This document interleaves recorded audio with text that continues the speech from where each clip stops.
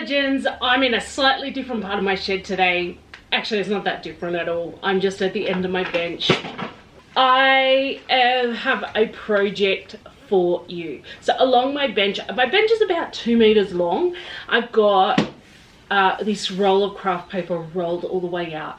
Now, I'm part of a group where we encourage each other to draw every single day, and the girl who started the group said to me, have you ever just gotten some big bits of paper and just gone wild? And I went, you know what a great idea. So I'm going to make some recyclable Christmas wrapping paper. The pictures are not going to be Christmas themed. I'm going to try use some reds and greens, and I've got this gold acrylic paint. It's the whole Kraft High Flow, and it's essentially ink, so it's really good. So I thought I'd use that, but it doesn't really matter. It doesn't have to be Christmas themed to be Christmas wrapping paper either. So I'm going to go out and I'm going to collect some flowers because we still haven't mowed, and I'm just gonna let loose all over this paper, and I'm just gonna bring you along for a little bit of the fun times with me. It's gonna be great. So the plan is I'm just gonna draw bits of pictures all over, and I want them to go off the edge of the page. I want them to overlap.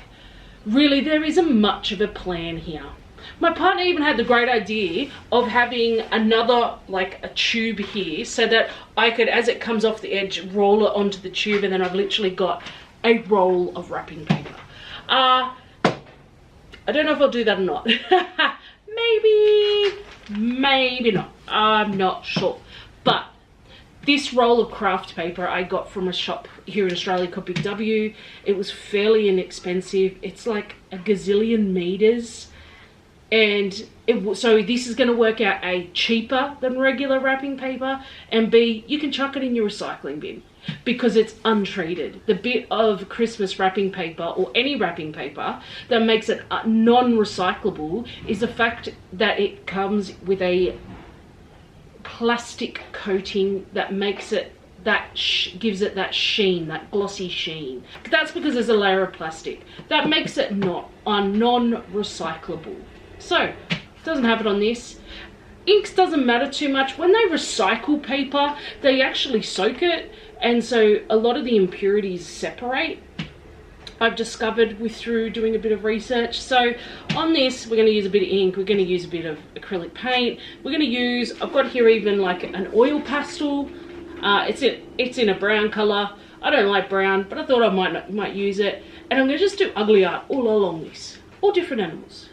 I'll let it dry, and then I'll come back and put some more on so I can layer it up. But yeah, I'm just gonna get on with it because I've got my stick, I've got my fork over there. It's gonna be good. Let's go. I'm actually curious about how this gold paint goes.